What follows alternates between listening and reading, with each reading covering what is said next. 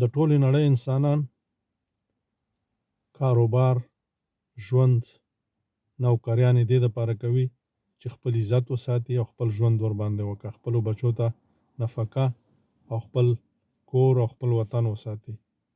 او موږ لروبر پښتانه چې کوم دي نوکري دې دپاره کوي چې خپل عزت ورباندې خرڅ کړه. د نوکرۍ نه خپل مور پلار قربان کړه، خپله خاورې ته قربان کړه، خپل عزت ته قربان کړه، خپل ولس ته قربان کړه. مړې سترګې نیولې دي. پرون په هنګو کې پولیس راځي د هنګو د یو کور نه دوه ورونه اوچتوي، بیا پنجاب پولیس ته ورکوي، پنجاب پولیس یې وژني او مړي غورځوي.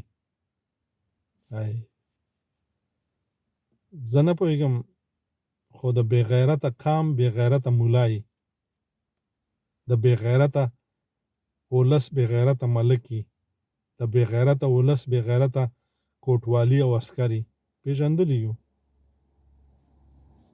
نظم مخکې څه به وایم، خو موږ خپل مولا مفتي هم ګورو، تبلیغي هم ګورو، شیخ او بزرګ هم ګورو، او منځګزار هم ګورو، او ملک هم ګورو، تجار هم ګورو، جنرال هم ګورو، هر څه په خپلو سترګو باندې ګورو. دا ځکه چې په موږ کې ننګ نشته دی.